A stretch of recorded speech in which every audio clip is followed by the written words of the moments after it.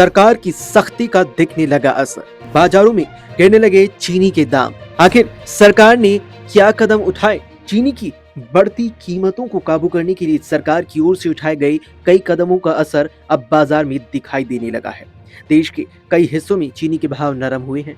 दक्षिण महाराष्ट्र में जहां चीनी का भाव करीब 62 रुपए प्रति किलो तक पहुंच गया था, वहीं अब महाराष्ट्र में मिल रहा स्तर पर ये करीब 51 से 52 रुपए प्रति किलो में कारोबार कर रही है।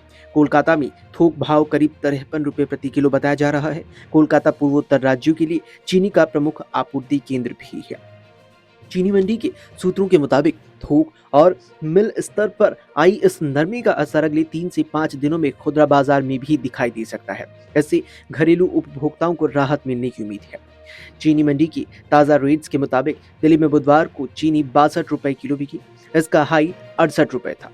वहीं कानपुर में चीनी की कीमत अब 69 रुपए की जगह 62 रुपए पर आ गई है। मुंबई में चीनी का भाव अब 68 रुपए से घटकर 61 रुपए, गुवाहाटी में 71 रुपए से घटकर 63 रुपए, हैदराबाद में 70 से घटकर 62 रुपए, जबकि चेन्नई में 70 रुपए से घटकर इसका ताजा दाम 65 रुपए प्रति किलो पर आ गया है। अगर होलसेल प्राइस की बात करें तो मुंबई में चीनी अपनी हाई से 950 रुपए प्रति क्विंटल सस्ती हो चुकी है। मुंबई में चीनी 5,800 रुपए पर आ गई, जबकि 22 अगस्त को 6,750 रुपए के ऑल टाइम हाई पर थी। दिल्ली में चीनी 6,000 रुपए प्रति क्विंटल पर ही टिकी हुई है। ये 6,600 रुपए पर पहुंच गई थी। 4 दिन में कानपुर में भी चीनी के दाम में 600 रुपए की बड़ी गिरावट आई।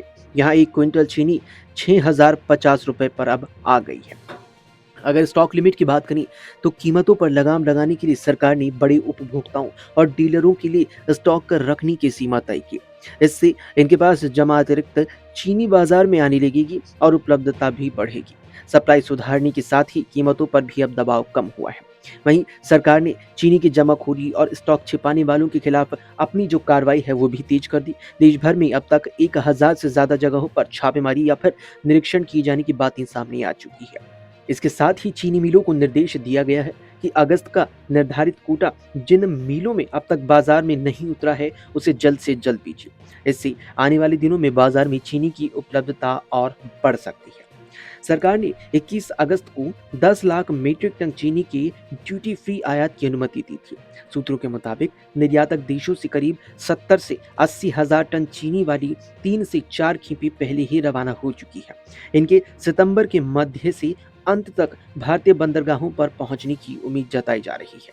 वहीं अगस्त के बची हुई कोटे की चीनी बाजार में आने, आयातित चीनी की खेपों में पहुंचने और बंदरगाहों पर रिफाइन होने वाली चीनी की उपलब्धता बढ़ने से प्रमुख खपत वाले इलाकों में सप्लाई बेहतर होने की उम्मीद जताई गई है।